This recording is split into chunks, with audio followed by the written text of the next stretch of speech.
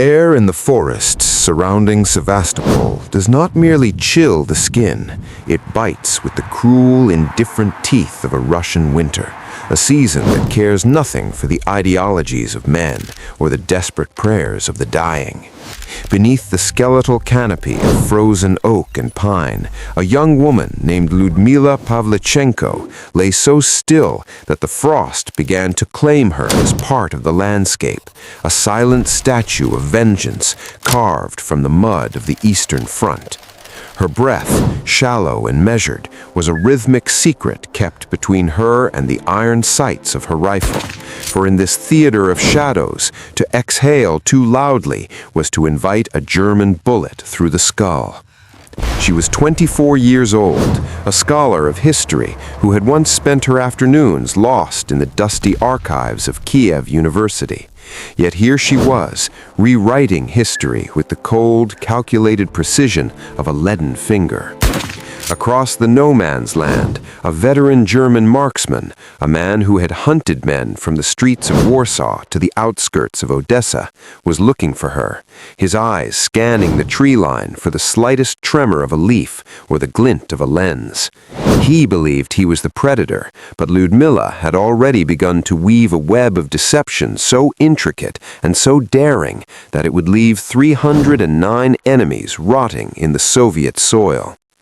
This is not merely a tale of war, but a descent into the psychological abyss of the hunt, a testament to a woman who looked into the eyes of death and did not blink. If you find value in these chronicles of human endurance and the echoes of those who stood against the tide, consider joining our ranks by subscribing and marking your place in this digital archive of the fallen, ensuring these voices are never silenced by the passage of time. The silence of the Kiev University Library was a specific kind of sanctuary, a place where the scent of aging parchment and binding glue acted as a bulkhead against the rising tides of a world gone mad with industrial ambition. For Lyudmila Pavlichenko, a woman whose mind was as sharp and disciplined as the footnotes in her research papers, this was where life was supposed to unfold, in the quiet pursuit of the past, amidst the dusty chronicles of empires that had risen and fallen long before the internal combustion engine had begun to tear the world asunder. She was a scholar of the fourth year, a dedicated student of history who understood that the ghosts of the past were often more reliable than the men of the present. Yet even as she traced the lineage of forgotten kings, there was a meticulousness in her nature that hinted at a different calling. It was not enough for her to simply read. She had to understand the mechanics of things, the way a cause led to an effect, and the way a single well-placed detail could change the entire trajectory of a nation's story. This intellectual rigor was the hidden foundation of what was to come, a steel-edged focus that would eventually find its home not in the stroke of a pen, but in the pull of a trigger. The first time she held a rifle, it was not out of a desire for violence, but out of a stubborn refusal to be told there was something she could not master.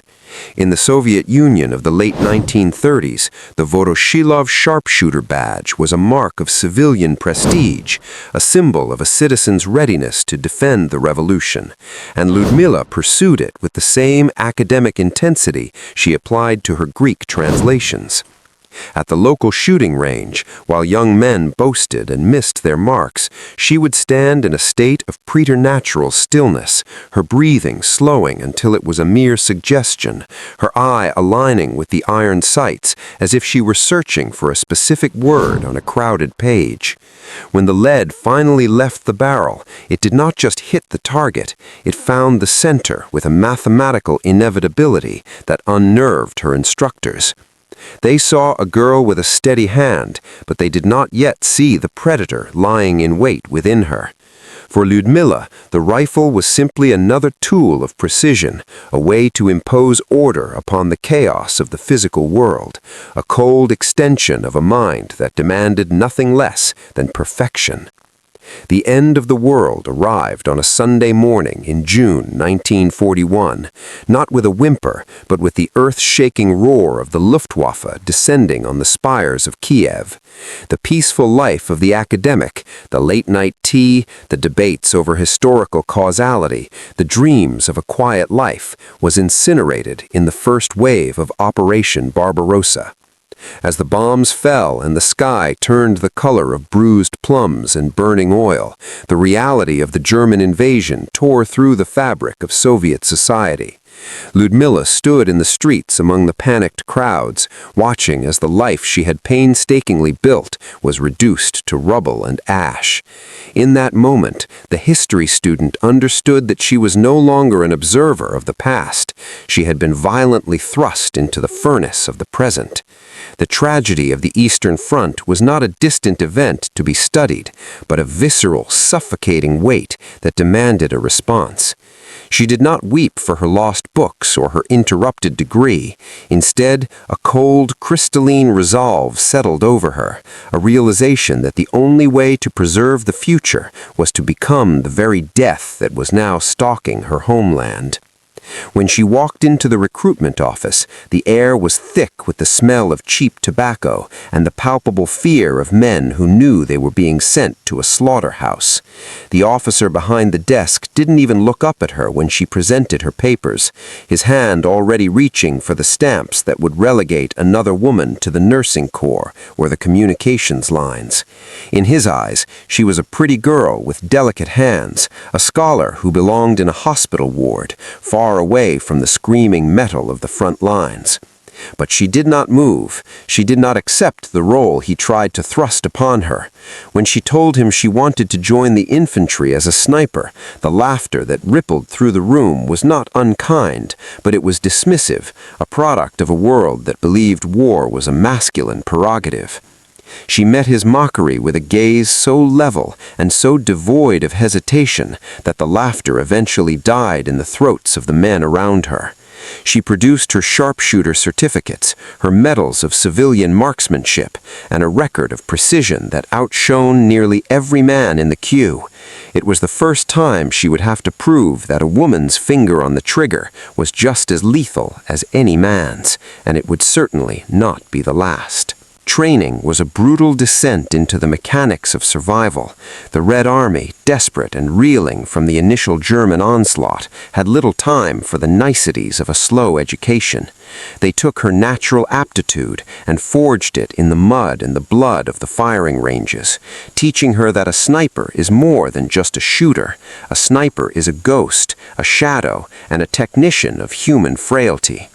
She learned to crawl through the tall grass without disturbing a single blade, to mask her scent with the rot of the earth, and to endure the biting hunger and the numbing cold that turned the fingers of lesser soldiers into useless sticks of wood.